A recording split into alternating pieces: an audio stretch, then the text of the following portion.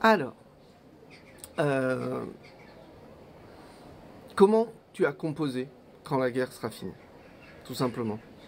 Comment ça s'est passé la création? Marie-Céline m'a parlé d'une histoire qu'elle a inventée, ou les graines d'une histoire. Et on commençait à parler ensemble et elle croyait que ça pourrait être un bon sujet pour une comédie musicale et ça m'a beaucoup attiré. C'est les thèmes qui m'ont attiré.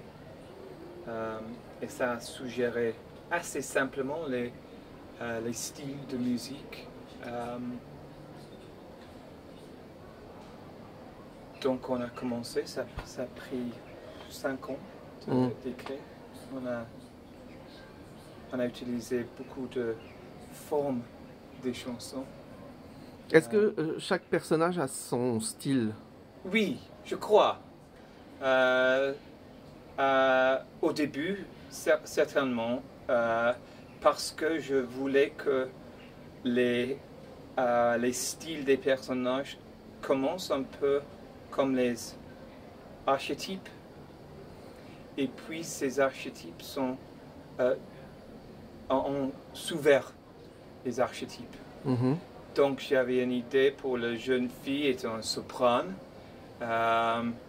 et le jeune garçon est un ténor. Ces musiques, c'est plus contemporain. Et la mère, chanteuse de cabaret, c'est plutôt la musique de cabaret. Et il y a un style un peu global. Ça s'agit d'une histoire de dérailler un train. Donc c'est les musiques des films d'action qui donnent une arche à une œuvre qui vraiment s'agit juste des relations entre les gens. C'est très simple. Mais habillé comme quelque chose d'action. Et alors, tu t'es inspiré de qui pour écrire, pour composer? Est-ce que tu t'es inspiré justement des grandes œuvres déjà existantes ou Oui, genre le style Sondheim etc. Oui, mais c'est impossible d'éviter des hommages. Surtout parce que je voulais créer un peu des archétypes. Donc la chanson de la jeune fille s'est inspirée d'un film un peu Disney, la musique d'Alan Menken. Puis sa musique devient quelque chose de beaucoup plus noir, mais ça établit une idée dans la tête de la public qui est après ça changé. Michel Legrand était une grande influence. Sondheim, un peu, oui, un peu, mais c'est impossible d'éviter l'influence de Sondheim, même si c'est pas exprès un hommage. Aussi Bernard Herrmann, dans les films action psychologiques, il y a beaucoup d'influences de films de Hitchcock. Les mélodies qui tournent un peu comme dans Vertigo. C'est Vertigo, Vertige. Sueur froide en français. Ok, voilà.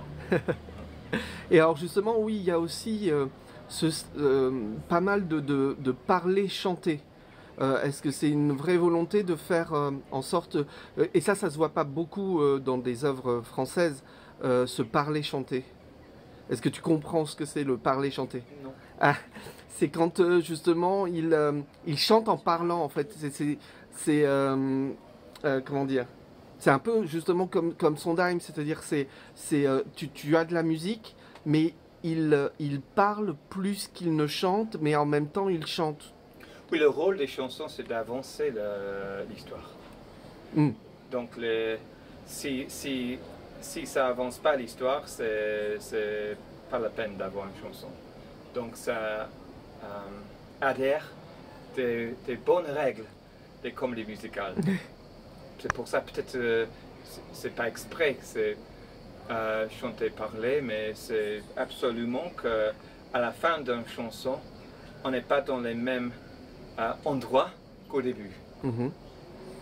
Et est-ce qu'il y a une chanson qui a été plus compliquée à composer ou une autre que tu as vraiment écrite très rapidement?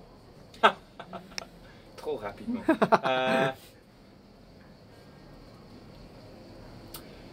Le trio, c'était assez compliqué de rassembler. Je crois que c'est trop compliqué, en fait. Le duo entre Nini et Étienne, c'est intéressant, on a improvisé ensemble. On a enregistré notre improvisation et on a écrit toutes les improvisations et j'ai créé une chanson avec les mots improvisés. Donc ça c'est assez long parce que je voulais être fidèle à ce qu'on a fait en même temps de trouver les rimes qui est un peu les mi-rimes qui m'intéressent un peu, que les rimes qui ne sont pas tout à fait les rimes. Donc un peu plus par hasard. Donc ça c'est assez long. La fin était longue. La femme qui trahit jusqu'à la fin. Et quand la guerre sera finie, la chanson titre, Oui. est-ce qu'elle est venue très facilement? Oui, je crois. Oui, très facilement. Et j'ai toujours peur que j'ai piqué la mélodie de quelqu'un d'autre. Quand c'est aussi facile que ça. Ouais. J'ai dit, sûrement, j'ai entendu ça avant, parce que c'était vraiment ça sort en 5 minutes. Mais j'ai écrit une nouvelle 8 mesures juste pour Avignon. Mais ça, c'était assez facile aussi. Oui, on peut dire que c'est une œuvre qui est toujours en pleine création, c'est-à-dire qu'elle bouge, elle est toujours en mutation, vous composez toujours de la musique entre les scènes, il y a eu des choses qui ont changé depuis les lectures, par exemple. Oui, sûrement. Parce que c'est le théâtre vivant.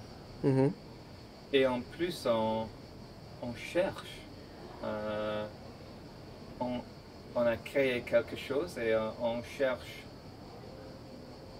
ce qu'on a créé, dans un sens. Et chaque fois, c'est incarné, ça montre quelque chose de différent. Donc il faut qu'on réagisse à ça. En fait, une comédie musicale est en perpétuelle création pendant... J'espère non. Mais, j'espère non, mais cette comédie musicale, oui.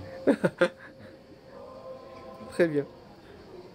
C'est bon? Moi, je pense que c'est bon. Merci beaucoup, Nicolas. Merci à vous.